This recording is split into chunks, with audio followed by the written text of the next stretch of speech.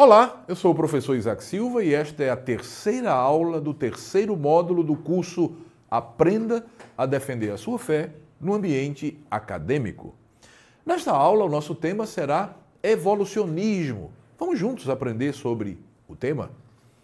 O evolucionismo, ou a teoria da evolução, segundo Nicola Abaiano, é o conjunto de doutrinas filosóficas metafísicas que veem na evolução a característica fundamental de todas as formas ou tipos de realidade e, por isso, o princípio adequado para explicar a realidade em seu conjunto. Como teoria biológica hipotética, a teoria da evolução significa o processo de transformação das espécies vivas em outras espécies. Este conceito ganhou força notadamente a partir do século XIX, com o advento da teoria darwiniana da seleção natural, teoria que se transformou num paradigma científico para a explicação de todos os fenômenos biológicos, excluindo de forma tendenciosa qualquer outra possibilidade de explicação do surgimento do cosmos e da vida, sobretudo a explicação criacionista. É importante ressaltar que, na medida em que a ciência avança, a teoria darwiniana é carcomida por suas muitas inconsistências e vai abrindo espaço para um debate mais saudável e imparcial. É digno de nota que muitos cientistas considerados pais da ciência moderna, tais como Galileu Galilei, Blaise Pascal, Isaac Newton, James Maxwell, Louis Pasteur, Copérnico, Johannes Kepler e muitos outros que fizeram história, incluíram Deus em suas perspectivas científicas. Não é? Para esses grandes intelectuais, seus estudos científicos representavam a descoberta das leis criadas por Deus.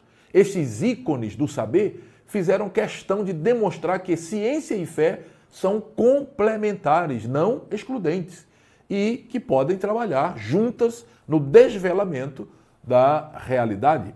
Infelizmente, desde então, muitos cientistas têm se afastado sistematicamente de Deus, inclusive considerando a fé cristã como um obstáculo ao conhecimento científico.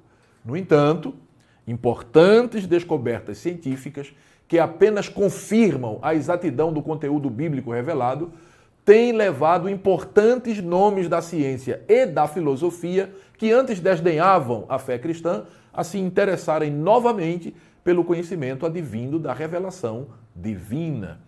Inclusive, há uma frase atribuída a Albert Einstein que diz o seguinte: a ciência sem a religião é manca, a religião sem a ciência é cega. Penso que esta frase indica a importância tanto da ciência quanto da fé no processo do conhecimento da realidade. Embora na fase juvenil e adulta Einstein não demonstrasse ser religioso, nascera de uma família judaica e certamente aprendera com os pais desde cedo sobre o Deus de Abraão e suas obras, e isso deve ter ficado, de alguma forma, gravado em sua memória. O físico Adalto Lourenço, em sua obra A Igreja e o Criacionismo, vai dizer que a função da ciência ao estudar a natureza é apontar o homem para o seu Criador. Como ela deve cumprir essa função? Por meio de argumentos religiosos? A resposta é não. Ela cumpre a sua função ao descobrir as leis e os processos naturais que regem o universo e a vida, demonstrando que ambos jamais teriam vindo à existência por meio dessas leis e processos, demonstrando que o universo e a vida foram criados.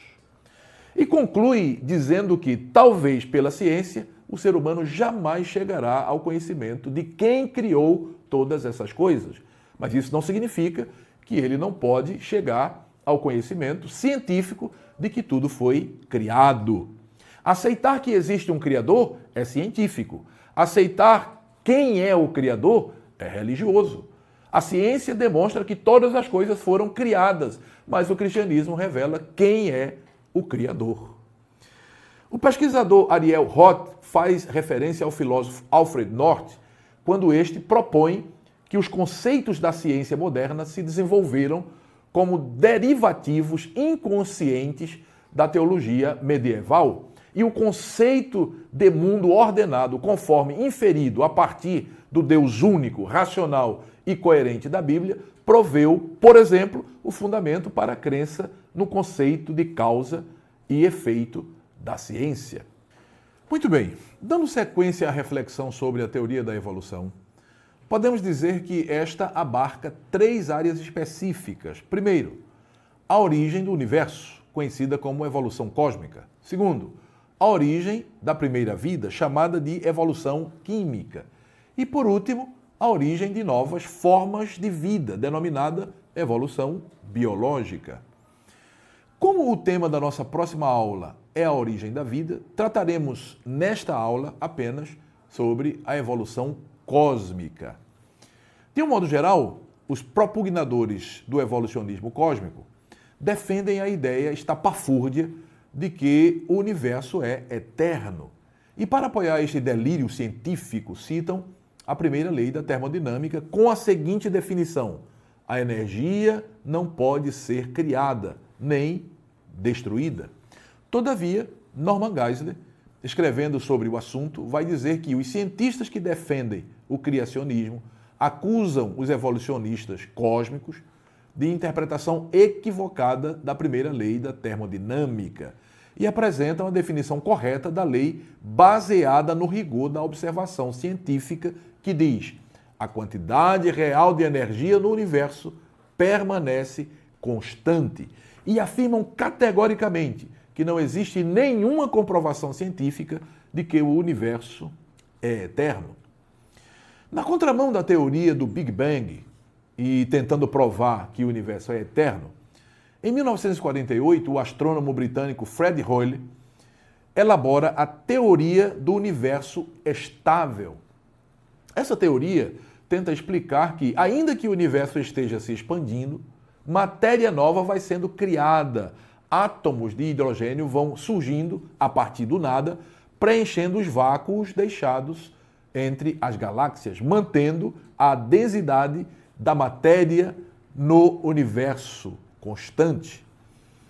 Desse modo, o universo conservaria uma densidade idêntica a todo momento e duraria eternamente. No entanto, conquanto seja um argumento bastante atraente, sobretudo para o leigo em estudos astronômicos, essa teoria tem sido fortemente rejeitada por vários especialistas do assunto e mostrou-se insustentável à luz de evidências científicas. Essa teoria colide diretamente com uma lei fundamental da ciência, que é o princípio da causalidade, que pode ser apresentado da seguinte forma: todo efeito tem uma causa. Todo ser contingente é causado por outro.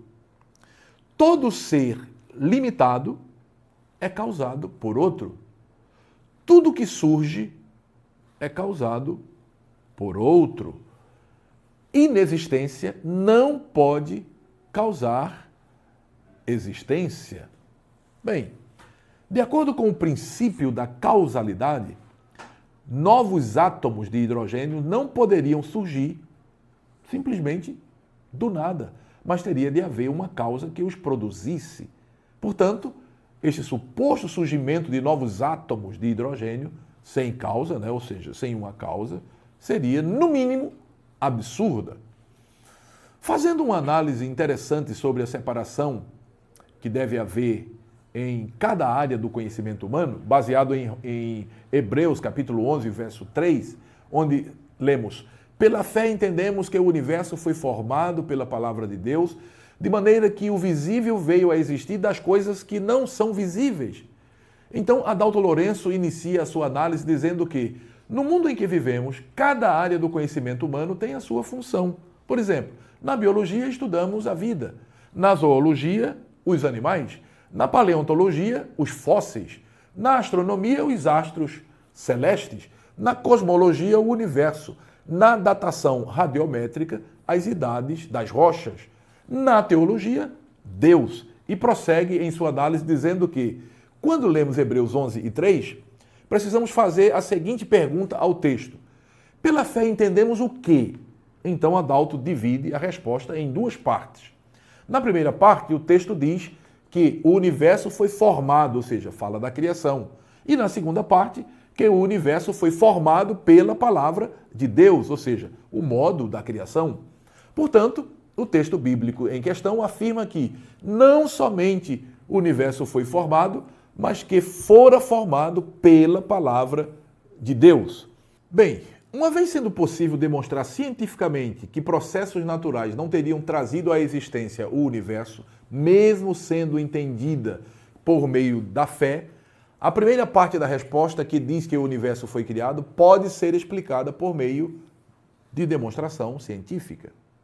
Já quanto à segunda parte da resposta, não sendo possível demonstrar cientificamente que o universo foi formado pela palavra de Deus, mesmo com todas as técnicas e tecnologias disponíveis, isso somente poderia ser aceito pela fé, pois não há como ser comprovada cientificamente. Então, Adalto conclui a análise da seguinte forma: demonstrar que o universo não teria surgido espontaneamente, mas que ele teria sido criado, é cientificamente possível. Demonstrar que ele teria vindo à existência por meio da palavra de Deus é cientificamente impossível. Quando tratamos da origem do universo e nos referimos ao criacionismo, não estamos tratando de fé e também de religião, mas de ciência. Todavia, quando tratamos da maneira como Deus o criou, não estamos tratando mais de ciência, e sim de fé. Esta análise esclarece algo muito importante para o apologista, que o evolucionismo pode e deve ser refutado pela própria ciência, sem que seja necessário utilizar a fé, pois a sua inconsistência é perfeitamente demonstrável cientificamente. Muito bem, por hora é só. Chegamos ao final da nossa aula. O tema da nossa próxima aula é a origem da vida. Nos encontramos lá.